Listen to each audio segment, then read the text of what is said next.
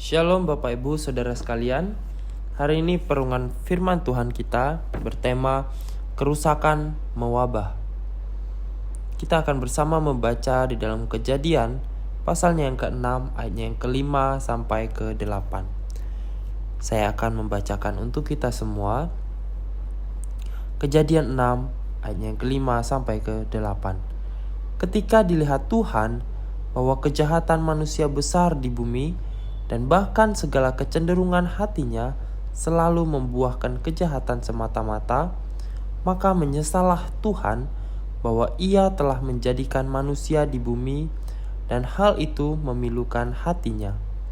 Berfirmanlah Tuhan, Aku akan menghapuskan manusia yang telah kuciptakan itu dari muka bumi, baik manusia maupun hewan dan binatang-binatang melata dan burung-burung di udara, sebab aku menyesal bahwa aku telah menjadikan mereka.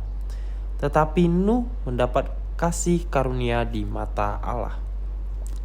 Bapak Ibu Saudara sekalian, jika kita membayangkan kita memiliki satu rumah yang sudah lama tidak terpakai, dan satu kali kita ingin membersihkannya, kita ingin menempatinya lagi, yang harus kita lakukan adalah tentu membersihkannya, begitu ya.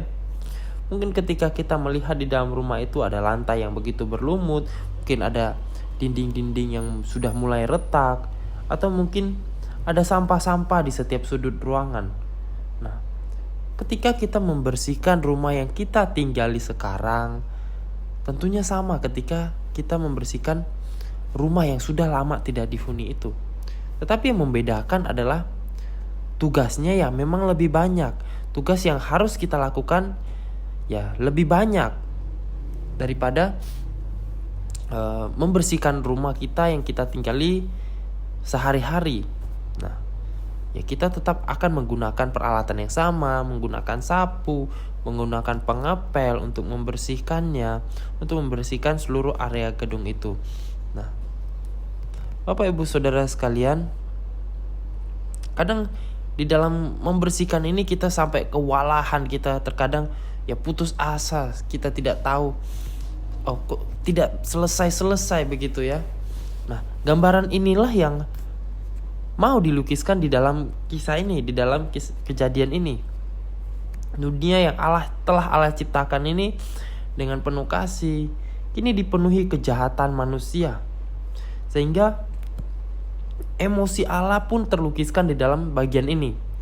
Dikatakan bahwa Allah melihat bahwa kejahatan manusia besar di bumi dan bahwa segala kecenderungan hatinya selalu membuahkan kejahatan semata-mata. Nah, keadaan manusia ini yang cenderung ingin berbuat jahat, ingin berbuat dosa. Keadaan ini membuat Allah menjadi berduka. Maka dikatakan bahwa hal itu memilukan hatinya. Nah, meskipun demikian Bapak Ibu Saudara, di tengah kekecewaannya yang mendalam, di sini Allah tidak menyerah. Sehingga Allah memutuskan untuk membersihkan dunia melalui air bah. Nah, namun tetap menyisakan beberapa menyisakan harapan melalui Nuh yang mendapat kasih karunia di mata Tuhan. Nah, Bapak Ibu Saudara sekalian, jika kita melihat pada bagian ini itu menunjukkan bahwa menghadapi kejahatan dan dosa itu bukan suatu perkara yang mudah. Sekalipun Allah adalah kasih, Allah menghendaki kita untuk tetap hidup kudus di hadapannya, tetap hidup dalam kekudusan dan kebenaran. Sebab Allah adalah Allah kita yang adalah Allah yang Maha Kudus. Nah, Bapak Ibu Saudara sekalian, tantangan yang kita hadapi dalam melawan dosa dan kejahatan di sekitar kita mungkin seringkali membuat kita merasa putus asa, kemudian kita merasa ingin menyerah, seperti yang dialami oleh Allah. Nah, meski demikian Bapak Ibu Saudara, Allah juga begitu besar kasih-Nya dan selalu menyediakan jalan keluar bagi orang-orang yang dikasihinya. Begitu pula seperti yang Allah lakukan kepada Nuh. Nah, Bapak Ibu Saudara sekalian, meskipun Allah melihat dunia ini yang penuh keberdosaan ini, tetapi Allah masih memiliki kasih karunia di dalam kekesalannya terhadap manusia yang kecenderungannya berbuat dosa. Nah, Bapak Ibu Saudara sekalian, mari setiap kita terus berjuang melawan dosa dan kejahatan dalam kehidupan kita, sambil kita memohon kasih karunia Tuhan untuk memampukan setiap kita supaya kita bisa bertahan di dalam perjuangan kita untuk hidup di dunia ini. Nah, mari bersama kita untuk menjadi umat Allah yang tetap setia dan bersandar kepada Allah. Maka Allah akan memegang tangan kita dan memberikan kita kekuatan untuk menjalani kehidupan kita. Demikian perenungan firman Tuhan kita, Bapak Ibu Saudara sekalian. Mari bersama kita berdoa.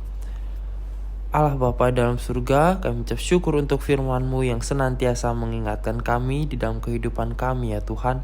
Seringkali di dalam kehidupan kami ya Tuhan, kami terus terjerat di dalam keberdosaan kami.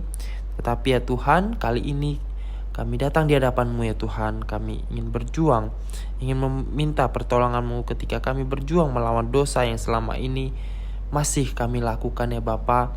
Biarlah uluran kasih karunia-Mu ya Bapa hadir bagi setiap kami, sehingga memampukan kami untuk melawan dosa yang selama ini masih kami lakukan ya Bapa. Kiranya Engkau yang menolong setiap kami, menguatkan setiap kami ya Tuhan. Terima kasih ya Tuhan, di dalam nama Tuhan Yesus kami berdoa dan mengucap syukur. Amin. Kemudian Bapak Ibu Saudara sekalian, pada hari ini ada saudari adik kita bernama Erin berulang tahun. Mari bersama kita berdoa. Bapa dalam surga, mengucap syukur ya Tuhan untuk 1 tahun lagi Engkau tambahkan kepada saudari kami, adik Erin ya Bapa. Kiranya Engkau yang menolong di dalam kehidupannya ya Bapa.